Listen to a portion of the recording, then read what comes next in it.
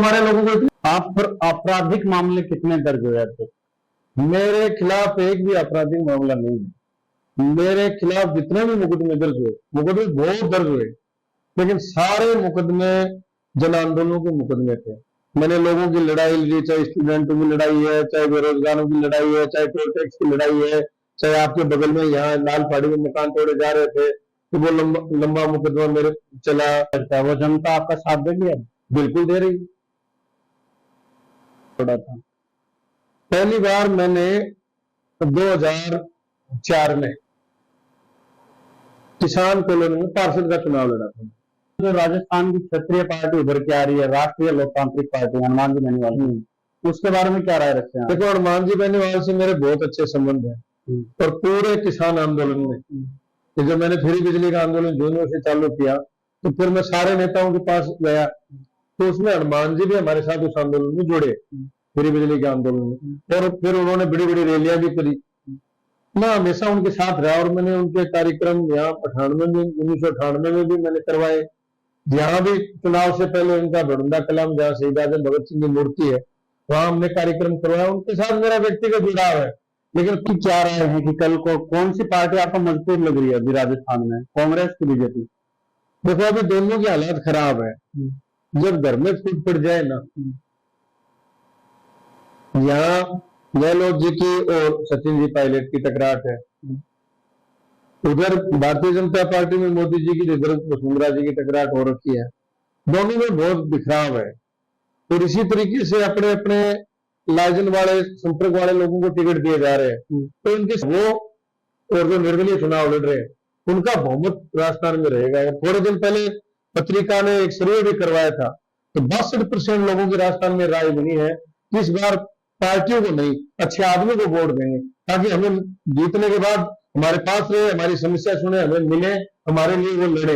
इसलिए पूर्ण राजस्थान में एक मानसिकता भी बन के आ रही है कि जो काम के आदमी है उनके साथ खड़े रहेंगे लोग। अगर आप हम पहला प्रयास तो करेंगे कि लंबे समय से राजस्थान में नए विकल्प का इंतजार हो रहा है। अगर ऐसा कोई गठबंधन बनेगा, ऐसी कोई ताकत बनेगी तो हम जनता को विकल्प देंगे। जहां जहां विकल्प मिला है लोगों को, वहां वहां लोगों के नीचे तक राजनीतिक जुड़ाव बढ़े हैं, संपर्क बढ़े हैं और डेवलपमेंट के काम ज्यादा हुए हैं। और जहां विकल्प नहीं मिला और बड़ी बड़ी पार्टियां, तो उनके लोगों की पहुंच ही नहीं रहती, तो धीरे वहां लोगों का शोषण हुआ है, कार्यकर्ताओं का शोषण हुआ है। क्षेत्रीय पार्टी में जुड़ाव बढ़ा, राजनीतिक अवेयरनेस आई, डेवलपमेंट के काम हुए।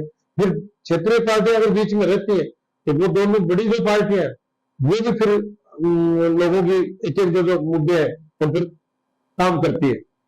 जैसे देवीलाल जी ने क्षेत्रीय पार्टी बना के वृद्धा पेंशन चालू करी, तो आज देवीलाल जी ने चालू करी तो कांग्रेस बीजेपी ने चालू नहीं करी। आज पूरे भारत में वृद्धा पेंशन मिल रही है, तो किसने शुरुआत मुक्त करेंगे?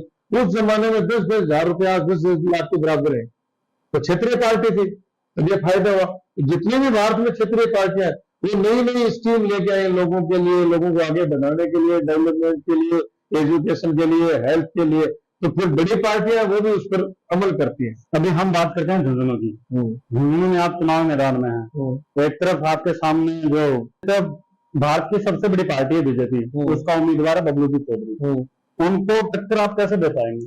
देखो, विजेंद्र जी ओड़ा कांग्रेस से यहाँ से चुनाव जीते थे।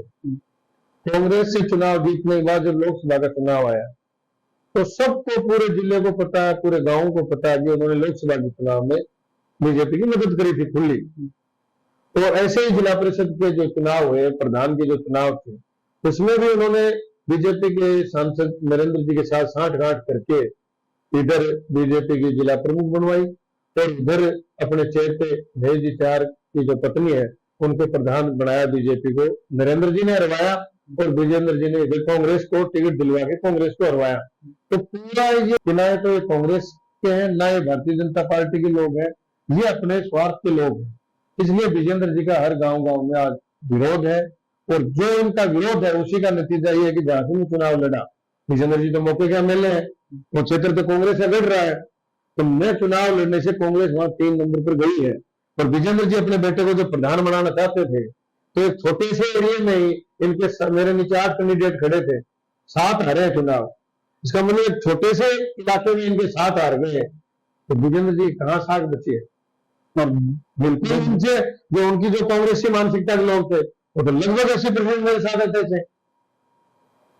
और बीजेपी में आपकी क्या है? अभी बीजेपी में आप कह रहे हो बहुत बुरी अंतर्राष्ट्रीय पार्टी बता रहे हो, जनता से बनी है ना पार्टी, जनता ने उसकी सदस्यता ली, जनता उससे जुड़ी, उसके कार्यकर्ता बने, उसके बूथ लेवल बने, तो पार्टी को अपने आप में थोड़ी बनी, जनता से बनी। तो आप जनता यहाँ जो पार्टी जिसको उम्मीदवार बना रहने के लिए क्या रणनीति है आपकी? देखो मैं हमेशा ही कंटिन्यू जब से मैं पढ़ता था तब से मेरा व्यक्तिगत जुड़ाव लगाव, मैं इस विधानसभा में 25,000 लोगों के सीधे नाम जानता हूँ जून विधानसभा में। इसका मतलब 25,000 परिवारों से मैं डायरेक्ट टच में हूँ। वो वोट उसमें 20,000 परिवार देते हैं, मेरे को 10,000 परिवार देते हैं, वो अलग मामला है, लेकिन 25,000 के तो मैं नाम ही जानता हूँ। तो नाम जानता हूँ इसका मतलब उनके कहीं न कहीं में काम आया हूँ, कहीं न कहीं उनसे मेरा जुड़ाव है। या तो सारे मजदूर क्लास के लोग मेरे को जानते हैं। शहर में मैंने गधी गाड़ी यूनियन मैंने बनाई, टैक्स यूनियन मैंने बनाई, रेडी पे सब्जी उठा के ले जाते थे, ऐसे जो वो शाम होती थी तो बहुत से लोग इस तरीके से रेडियो पे सब्जी उठा के लेके जाते थे, मैंने रेडी यूनियन बनवाई। तो रेडी वाले मेरे पहचान वाले, गड्डी गाड़ी वाले मेरे पहचान वाले, फलदार मेरे पहचान वाले, टैक्सी वाले मेरे पहचान वाले, नरेगा के मजदूरों की लड़ाई लड़ी, किसानों की लड़ाई मैंने लड़ी, नौजवानों की लड़ाई मैंने लड़ी, विद्यार्थियों की लड़ाई मैंने लड़ी, टोल टैक्स मैंने उखाड़ के फेंका, हाई टेंशन लाइनों का मुआवजा मैंने लोगों को दिलवाया, फ्री बिजली का आंदोलन पूरे राजस्थान में मैंने मेरे घर से चालू करके, और 4 साल से मेरे घर वापस आया था मैं कि फ्री बिजली हुई तब मैं घर आऊंगा। पूरे राजस्थान में लड़ाई मैंने लड़ी, कई कई जगह मैंने मुख्यमंत्रियों के विरोध के थानों में बंद रहा, इतनी लड़ाई लड़ी। दोनों की जो बांट रहे हैं कि मैंने 2000 यूनिट मेरे किसानों को आंदोलन मैंने शुरू किया। किसानों की बात मैं आपको बताऊं कि कृषि कानून आए थे, उनके बारे में आपकी क्या राय है? कृषि कानून नाम उसका कृषि कानून था, ये कंपनियों के लिए कानून आए थे। मोदी जी जिस दिन सत्ता में बैठे 2014 में, आप ध्यान वो उसका खंगाल के देखना, पहला उन्होंने भूमि अधिग्रहण का प्रस्ताव रखा था, तो उसका पूरे देश में विरोध हो गया था।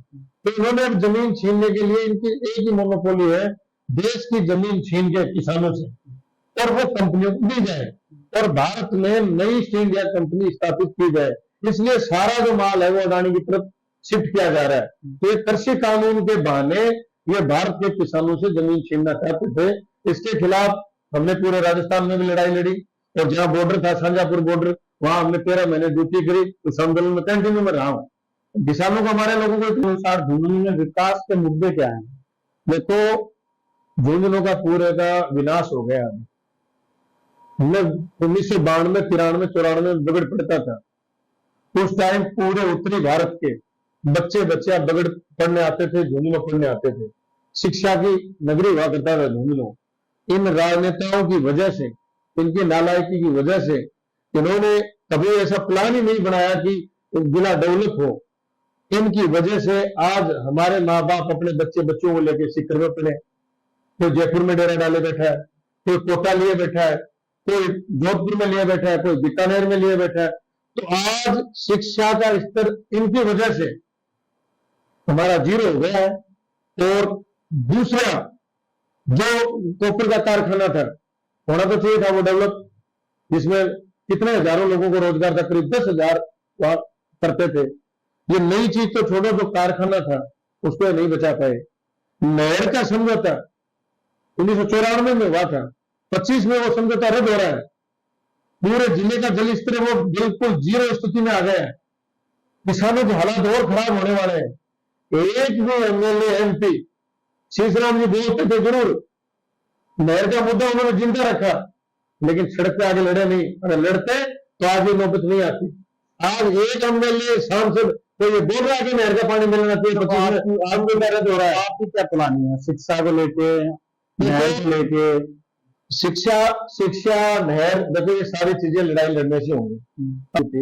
ये जनता को मैं पूरे आपके चैनल के माध्यम से मैं सारे किसानों को कहना चाहता हूँ कि आपसे जुड़ा हुआ मुद्दा है, चुनाव में भी इस मुद्दे को बनाइए, और चुनाव के बाद ये लड़ाई सड़कों पर लड़नी पड़ेगी।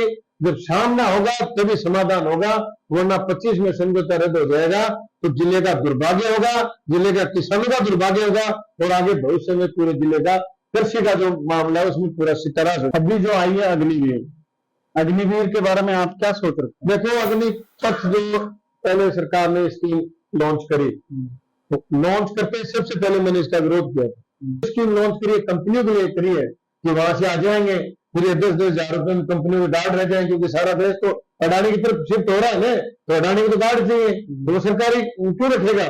उसको 70,000 रुपए देने पड़ेंगे, उसको सुविधाएं देनी पड़ेंगी, उसको 10,000 रुपए में बेरोजगार घूमेगा तो क्यों नहीं मिलेगा? तो अग्निपथ स्कीम के मैं बिल्कुल खिलाफ हूं, और अग्निवीर हमारे जिले के नौजवानों के बच्चों के कत्ल करने के लिए अग्निवीर योजना। एक तो पानी, और दूसरा ये जो सैनिक है ये रीढ़ है, इससे आप जो चहल पहल देख रहे हैं बाजार में, ये हर तीसरे घर में सैनिक है ना, उससे उसके पास इनकम आ रही है, वो बाजार में आ रही है, तो बाजार जिंदा है। बाकी आप अन्य जिलों में जाओगे ना जहाँ सरकारी इनकम नहीं आ रही है, उन व्यापारियों की हालत में बिल्कुल खराब हो गई, उनके पास कुछ नहीं बचा। तो ये जो चोट मोदी जी ने मारी है, ये भारतीय जनता पार्टी ने मारी है, तो लोग देख नहीं रहे किसने चोट मारी है। मोदी जी ने, हमारे जो बच्चे तैयारी करते थे गाँव में, बच्चे बच्चियां सुबह 4 बजे दौड़ते थे, आज आप किसी सड़क पर चल जाओ, कोई बच्चा बच्ची दौड़ता नहीं मिलेगा।